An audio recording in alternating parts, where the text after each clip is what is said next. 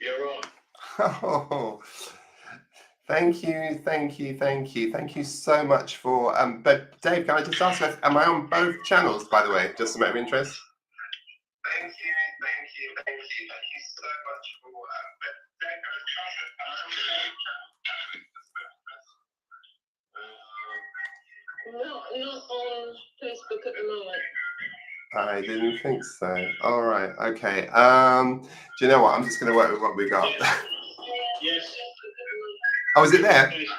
Amazing. Thank you so much. Have a wonderful afternoon. Have a wonderful party. Bless you, bless you, bless you.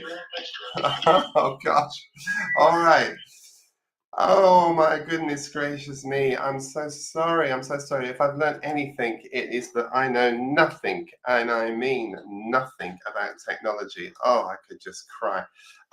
So if you've been trying to get on this afternoon and you've been wondering where the heck is he, then can I just assure you of just do not underestimate how incredibly stupid I am. It really does honestly beg us belief sometimes. So now look, for those of you who are observant, you'll know two things you'll know straight away. One is you'll realize that I'm late, and the second is that you'll realize I'm not on my own. Well, this in fact turned out to be a a kind of special edition, if you like, for what was going to be Steve and my first edition. Hold on. Hi, Pat.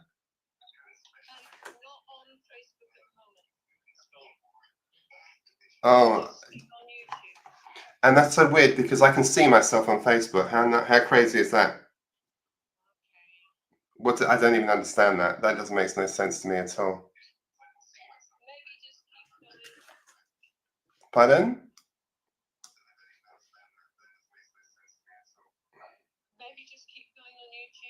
Yeah, okay, that's fine. It says I'm live on Facebook, so I don't know if maybe I'm just live. It's possible that I could be live just publicly. Oh, hang on. That's so weird. I'm on Facebook, Pat. Thank you. Okay. Listen, how to lose your mind in 52 minutes. Oh my goodness. Hello. Let me try this again. All right. So thank you for those of you who have been able to bear with me. I do appreciate you doing that. I'm Paul Anderson-Walsh, as you may or may not know. This is a new series called The Grace Space, which ordinarily will be hosted with my altogether more capable, better looking and sensible friend, Steve McVeigh. But sadly, today for our first edition, which is called Beyond the Veil, I'm sad to say that Steve is not going to be able to join us. I need to tell you why. We had some worrying, very disturbing news overnight. Steve was called into, Stephen Manley actually, Manley was called into hospital last night with concerns around blood clotting. You'll know, most of you who are dear and close to Stephen Manley will know that Manley's been having a lot of surgery recently, and most importantly, she's literally just come from a big hip surgery operation. Well, sad to say she's had to go back to hospital. So please, wherever you are, would you just hold some space with me for her right now? It's really, really important. I'm sure Steve will, when he's ready, he'll be able to post his own updates to let you know what's happening. But he wanted, firstly, me to know, you to know what was happening, and to apologize for him not being able to be here. But he was very keen for us to have this conversation anyway. So again, I'm so sorry that we're late. I'm so sorry that Steve's not here. But you know what? Part of all of this, I guess, is that we need to find ways, don't we, sometimes just to hold the space for each other. So yeah, so let's do that. We had a talk about this to Steve and I last night, and rather than cancel, we wanted to keep the space open, really. I think we were just keen to maybe just honor the spirit of what we've begun together. Those of you who were with us last month for the 25th anniversary of the Grace Project encouraged us so much that we thought, okay, we're going to do this as a regular once a month get together. So the conversations that Steve and I have been having in private for 25 or more years ideas, we thought it'd be nice to just bring into a public space so we could just share in our respective ministries. Steve's fantastic work at Grace Walk. I've been doing work for many years at the Grace Project, and we've run conferences and things together. And we just thought it'd be just a nice thing to have a nice forum for us just to have our conversations. So look, here's the thing. The plan will be, and what we're going to do is actually, here's how we're going to set this up. Rather than counselling together, we're going to come back on time. I swear you're going to make it work next week, and I think I'm going to have to pay Dave and Pat Bilber just to help make sure this thing goes to air on time. And we're going to come back next Sunday, same time, and Steve will be with me, and we'll have the full conversation we were going to have today. Because I wanted to have a look at Steve's book, Beyond the Veil. As you probably are aware, Steve's just released a new book called Beyond the Veil, which literally came out, I think it came out a day early, but it's scheduled for the 1st of October. And in Steve's absence, I just thought it'd be really fitting for us to still go behind the veil and go beyond the veil to look at what for me is essentially the absolutely foundational text from which this book draws its inspiration. And I'm thinking about that lovely anchor passage in 2 Corinthians chapter 3. It's, for me, has been one of the, gosh, I've spoken on this verse many, many times because it's such a profound idea that Paul talks about in 2 Corinthians 3, which I'll get to in a minute. But it's about the notion of that when the veil is lifted, and it's about our transformation. I'm going to go further than that, our transfiguration into ministers of the new covenant. Now, if you work with me regularly, then you'll know very well that my preference is to do these kind of dynamic walkthroughs of scripture.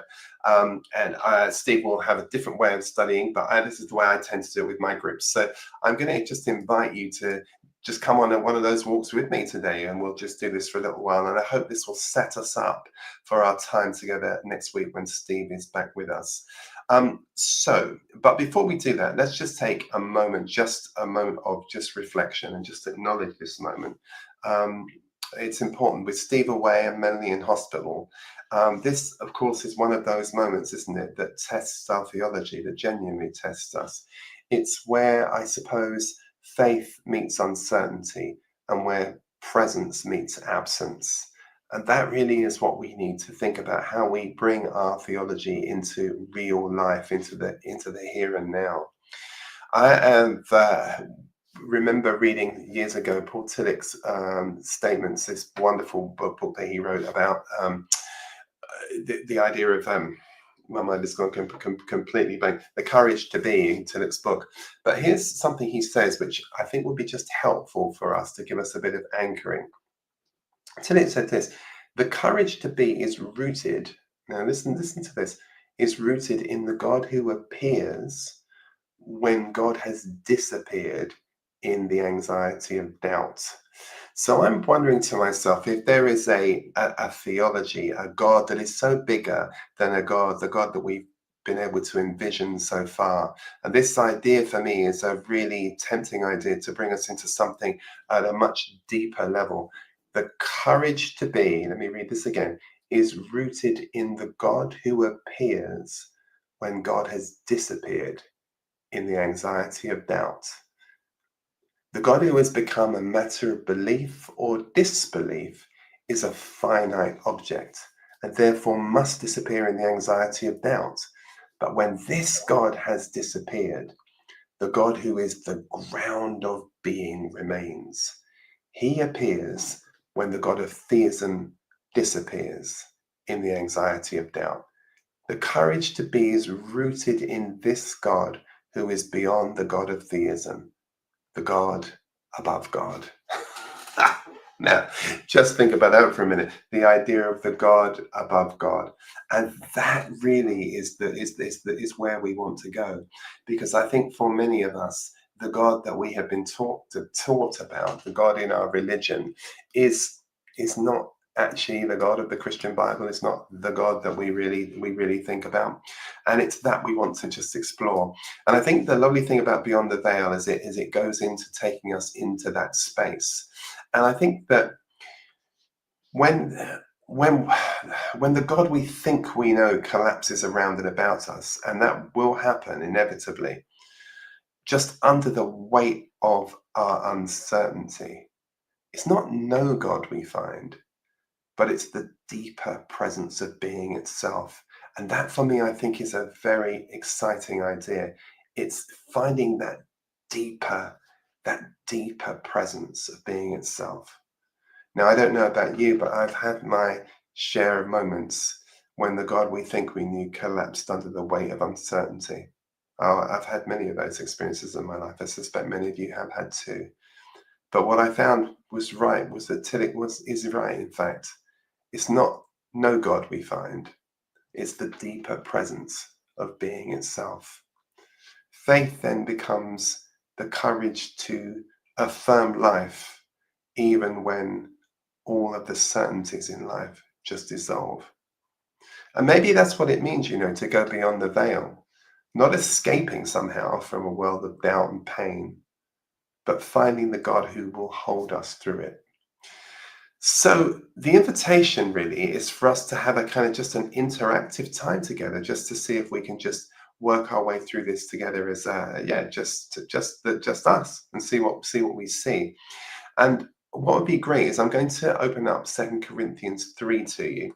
And what we're going to do is I'm just going to ask you to feel free to share any reflections you might have, any insights you might have, any promptings that this kind of just provokes in you, just to share, and just put them in the chat. I'll pick them up, don't worry, and I'll talk. We can talk them through. It'd be just wonderful to see and to hear what you're thinking about. So let me just see if I can set this up over here so I can actually follow us as well, which would be helpful if I can do that. And then I'll get into introducing the text to you, because it's a really very beautiful text indeed. So let us have a look. All right, hang on one second. Do you know what? I promised myself that I'd be so much better prepared for this this time out, and I managed to let myself down in a pretty horrible way. But we'll get there. Don't worry, we'll figure this out. Okay, here we go. Let's see what we've got. Let's see what we find when we get here.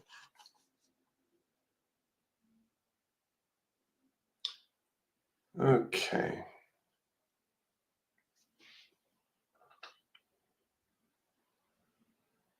All right. Well, I'm not saying anything yet, but never mind. We'll see. Okay. Let's not worry too much about that. Let's not fret about that. I hopefully will pick up anything that you're offering me. So, all right.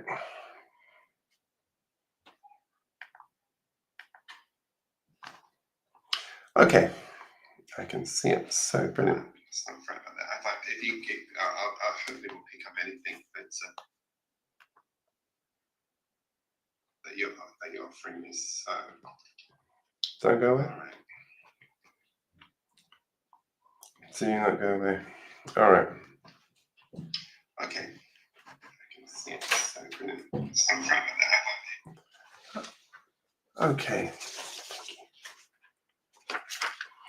All right then. So let us have a look. We're gonna jump into the text, and then as we walk through the text together and just talk about that, you'll be able to see this. So just literally, this conversation that we're going to have from 2 Corinthians, I think will put us in a really nice place when Steve's able to rejoin us next week.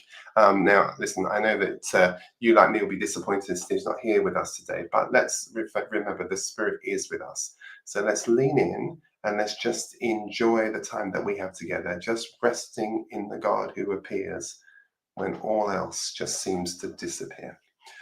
All right, so here's the verse I want to give, the passage I want to give to you. It's in 2 Corinthians chapter 3 and verse 1. And I'm going to call this the inner covenant of the Spirit and freedom. And again, by doing that, I just want to kind of up the stakes a little bit for you. Perhaps when you think about the old covenant, you're thinking about the covenant of the law, and that's right.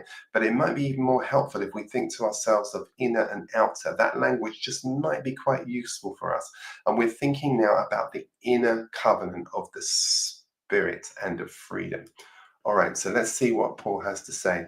This, I think, by the way, is one of the great passages in Paul's writing. I mean, just absolutely extraordinary. And as you're looking at this text, I just want you to just think about something for a second, if you will, because the fact is this, that grace isn't something God does, and we need to kind of get past that.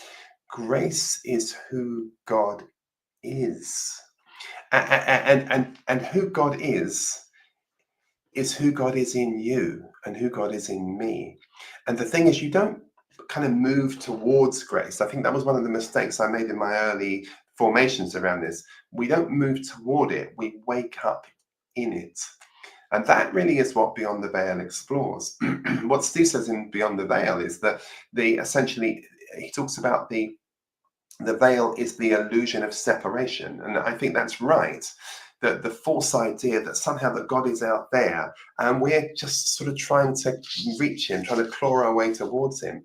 But that's not what Paul says. Paul says when a person turns to the Lord, the veil is lifting. It's lifted. Now, watch this, because that's a little bit like if you have curtains in your home or blinds in your home. When you open the curtains or draw the blinds, it's not that the world that's outside of your window wasn't there, but now it is there.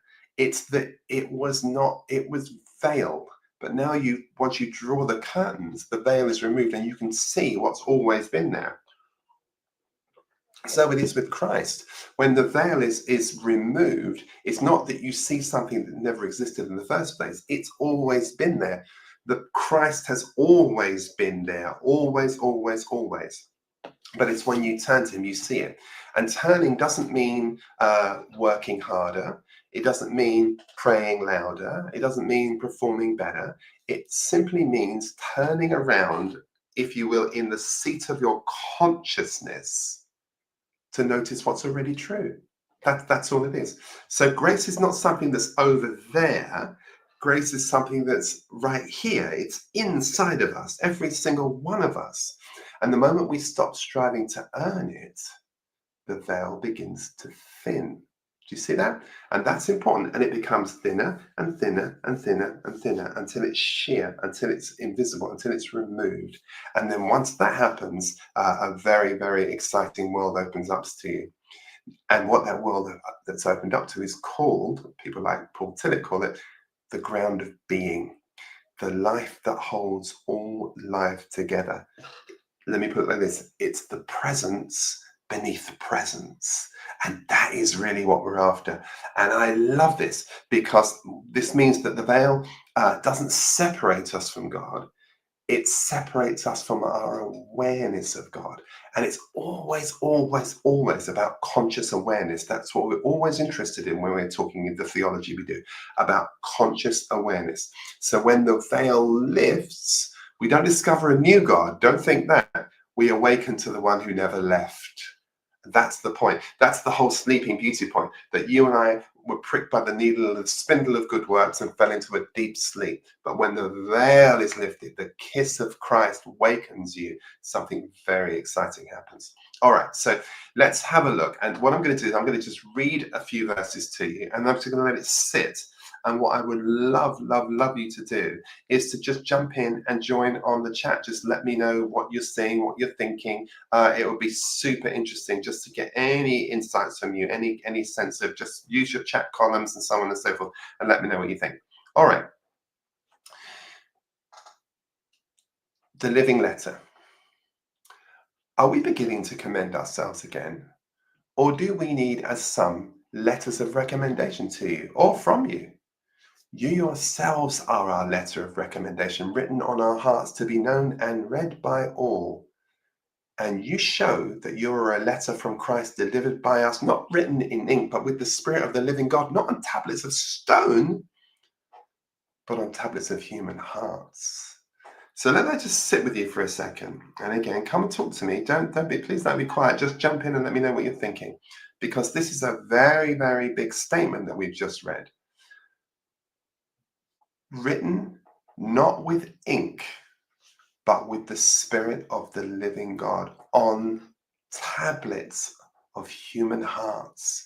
Now, this is a massive elevation because this outer arrangement that we've talked about, do you remember I talked about this idea of the inner covenant of the Spirit and of freedom and the outer covenant of the law and therefore bondage, is one is written on stones, on tablets, but this one is written not with ink, This is written with the Spirit of the living God on tablets of human hearts. So now this is an important statement, right? Because Revelation is the infinite shining through the finite. That's what it's trying to do. And every creature, Boehm said this, every creature is God's signature. Could you imagine that? Every single human being that ever was is God's unique signature. Every one of us. So Razor said, the soul is a living manuscript of divine love. Eckhart said, the word born in the silence of the soul. This is just the idea of the self is written upon the heart, smaller than a grain of rice, but greater than all of the heavens. So just take a minute, would you, and just ask yourself, in what way, or can you sense, could you dare to believe that the Spirit has written into your spirit, is written by the Spirit onto your heart? Just think about some of those deep divine instincts, those instincts of compassion and kindness and generosity. They are the very signature, the very handwriting of God. And just sit with it for a moment and just feel the ink. Just feel the ink of eternity within your very breath. What grace, what majesty, what a miracle. So let's move on. Paul says this. Let's talk about the sufficiency of grace. Such is the confidence that we have through Christ toward God. Not, says Paul, that we are sufficient in ourselves to claim anything as coming from us, but our sufficiency is from God, who has made us sufficient to be ministers of a new covenant, not of the letter, but of the Spirit. For the letter, watch, kills, but the Spirit gives life. You hear that now? Paul says we don't have the sufficiency in ourselves. We're not suggesting that. And by the way, the letter kills, but the Spirit does something else. The Spirit gives life, and that is powerful. It's the Spirit that's giving and bringing life. All right. Now watch this. The letter, if you will, isolates, but the Spirit unites us with the ground of our being. This is why Julian says, all shall be well, for our being is kept in God. What does Boehm say? He has a lot to say on this subject. He says, fascinatingly, that when the self-will dies, divine will breathes. What an interesting idea that is. So again, let this sit with you, because this is an interesting idea. Paul is offering us something, but not saying that our sufficiency doesn't lie with ourselves.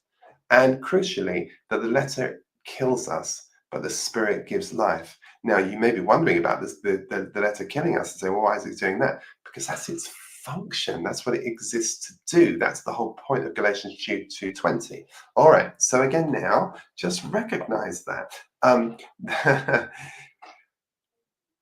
Let it sit with you. Let it sit with you. And then Paul will move us further now, and he's going to say, okay, let's go this further. Let's go take the next step.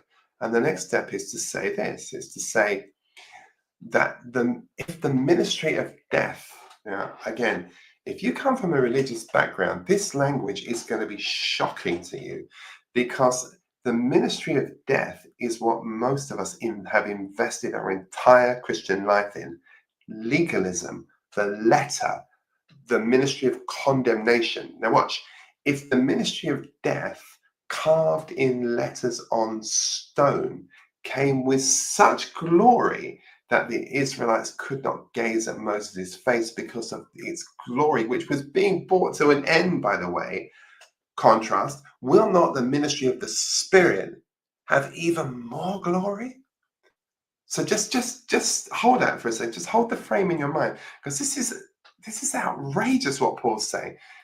The ministry of death, the ministry of death, the purpose of the law is to kill you. It's to bring you to the end of yourself in order that you might become and find yourself beyond the veil at the beginning of God. And this is just crazy talk, right? This is just crazy talk. But here it is. And watch this. if the ministry of death carved in letters on stone came with such glory, it was so weighty was the glory of this thing that Israel could not gaze on on Moses' face because of the glory, which was being brought to an end. Will not the ministry of the Spirit have even more glory? Do you remember what happened in that story with Moses? Moses, when he came down with the tablets, was so brilliant white with the glory of God that people said, "This is it. This is too much," and he had to literally cover himself. But Paul tells us this thing was fading. This thing was fading. Now, by the way, one of the reasons he might have covered himself up was because it was fading, but that's a different story. For if there was glory in the ministry of condemnation, notice the contrast, the ministry of righteousness must far exceed it in glory. That makes sense, doesn't it? Indeed, in this case, what once had glory has come to have no glory at all because of the glory that surpasses it. For if what was being brought to an end came with glory, much more what is permanent must have glory. So, all right, well, we just need to just stop, don't we, and go, hold on just a second, because there is some amazing contrasts. Number one, he's contrasting the ministry of death versus the ministry of life. Number two, he's telling us that the one is the ministry of condemnation and the other is called the ministry of righteousness. And one has a glory that is fading, the other one has a glory that is permanent. Now, let me tell you something. It's when we have to make some choices, what is it that you and I want to walk in?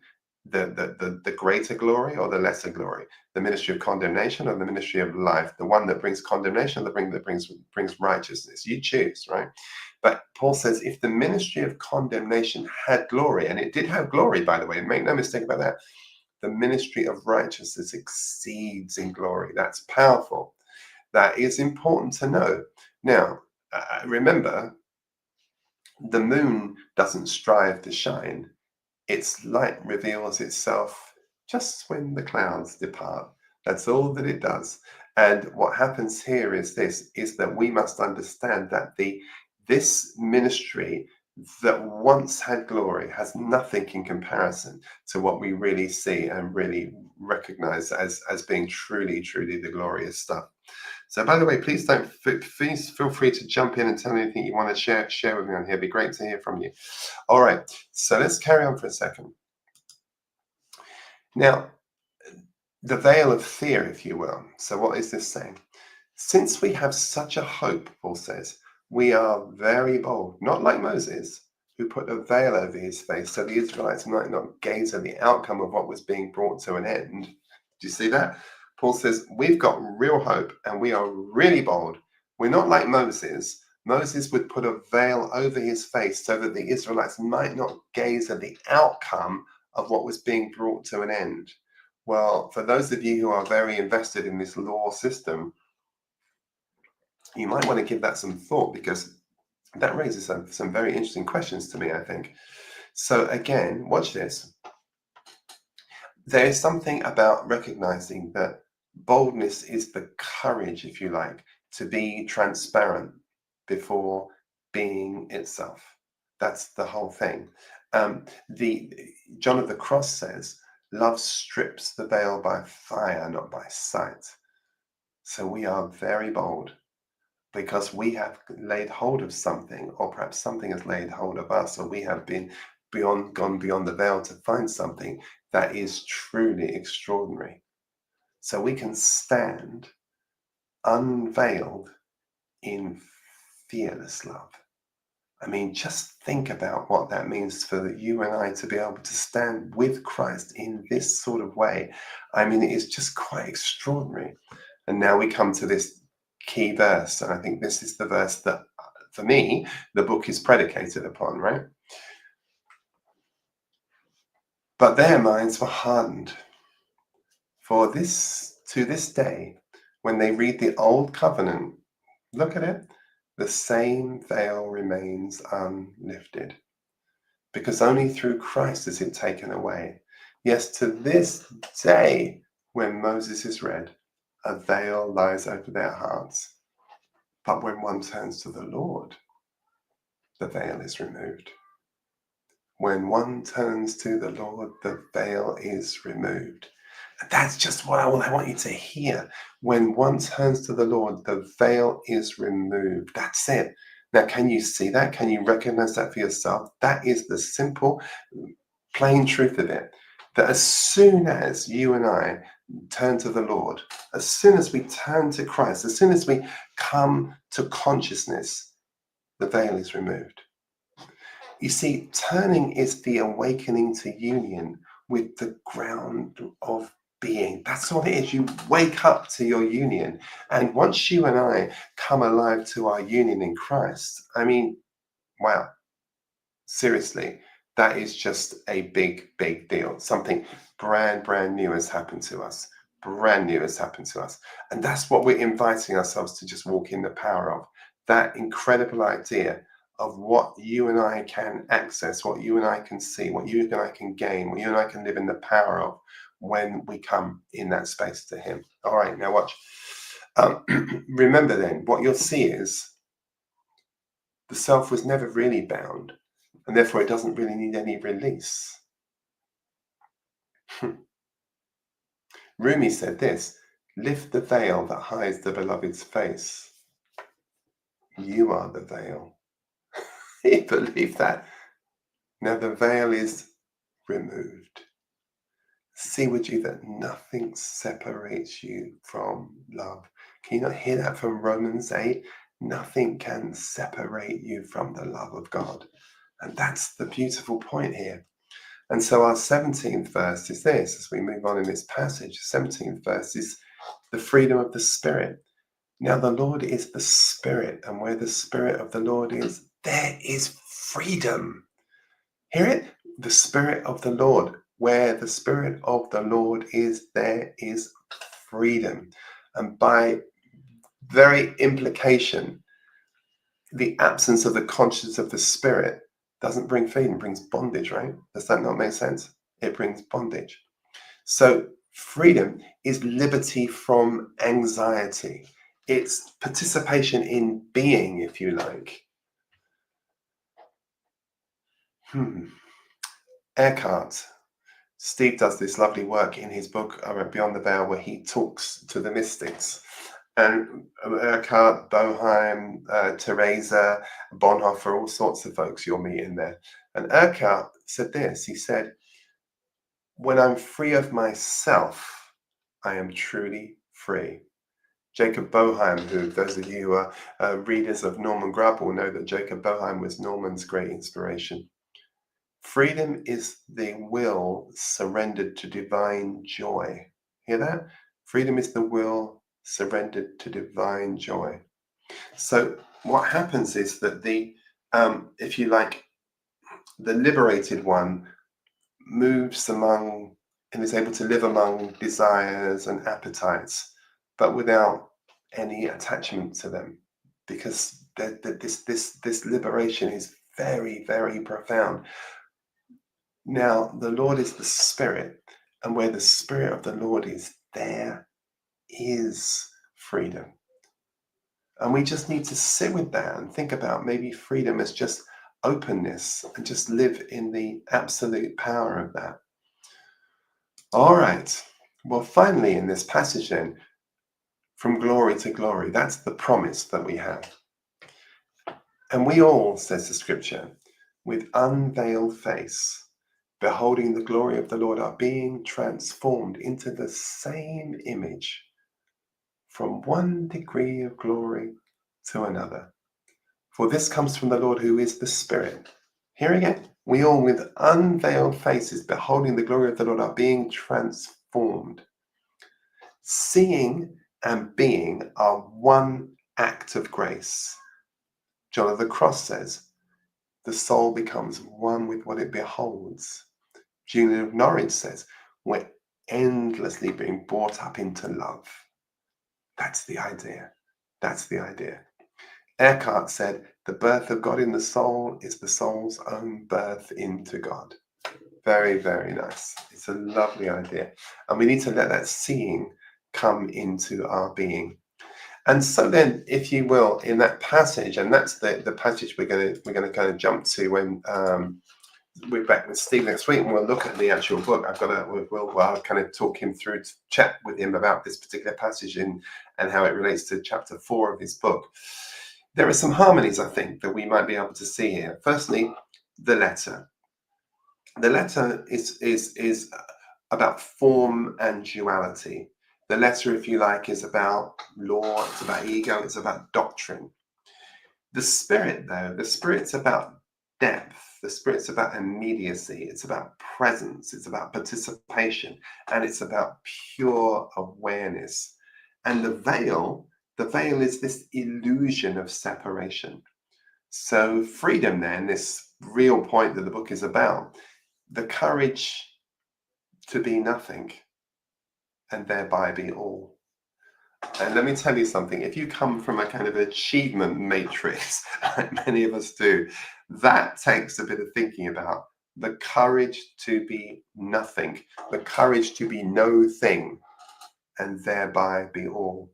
You see, we've been raised on the idea of what we do and what we achieve determines who we are. No, that's not true. Who we are determines what we do. You see, this transformation, this recognition for me is just amazing. It's the recognition that what beholds and what is beheld are just one single reality. So then the ground of being is not a place to which we go, but a depth from which we can see. Doesn't matter whether you're a Christian mystic or a Sufi or a Zen master, it makes no difference. We all come ultimately with faces unveiled, beholding the very same glory. And it's amazing. Well, now I just want to spend a few minutes before we finish just to literally hold Melanie up and bear Melanie for us, because you may be watching live, or you're picking up this later on, and you may wonder why Steve's not with me. But I've told her at the beginning, I'm just saying, if you missed the beginning, that sadly that she had to go back into hospital, and that's really very difficult for us, and hopefully we'll get some positive news on that in the week.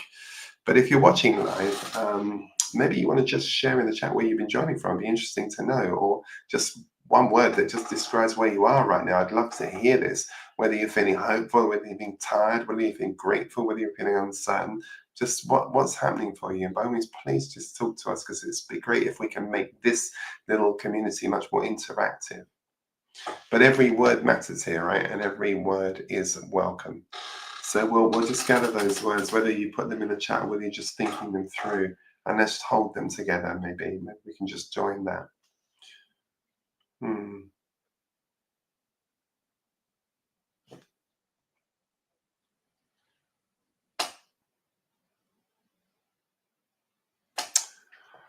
All right. Well, let's pray for a moment. Father of grace, ground of all being, we hold Steve and we hold Melanie before you. Let your peace, I pray, just surround them. Your healing flow through them, and your love remind them that nothing can separate them from you.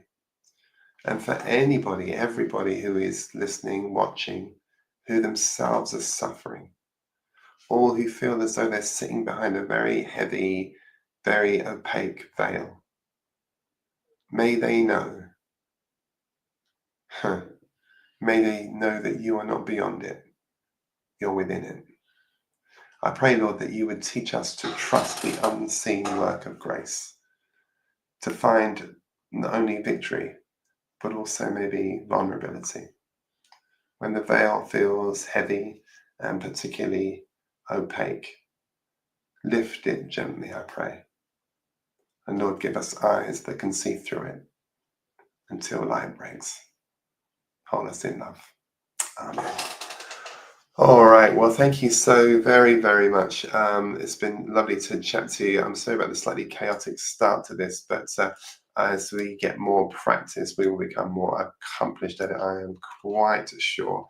I know very well, right? It's a funny thing, right? I've seen this a gazillion times in my workplace, and I can have a whole new appreciation for my team work with me, but this work I do won't work on my own. Dylan, lovely note from Dylan. Dylan, good to hear from you. Could this be the same as the life-giving spirit that God breathed into man in Genesis?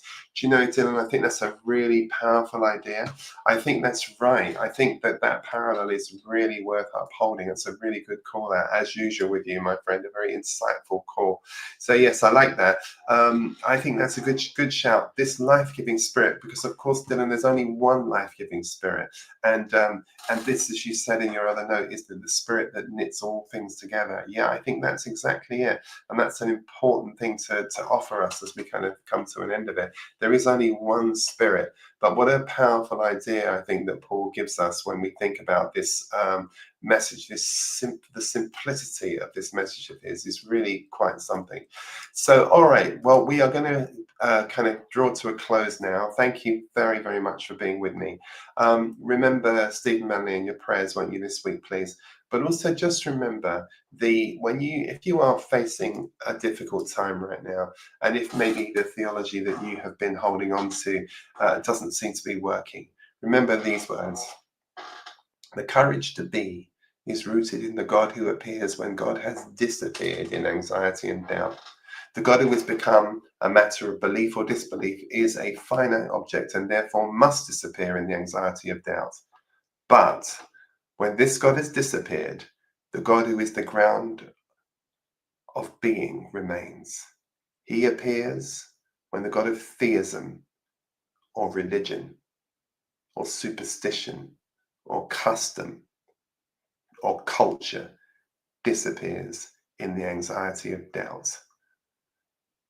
The courage to be is rooted in this God, who is beyond the God of religion, of theism, of customs, of culture, of superstition.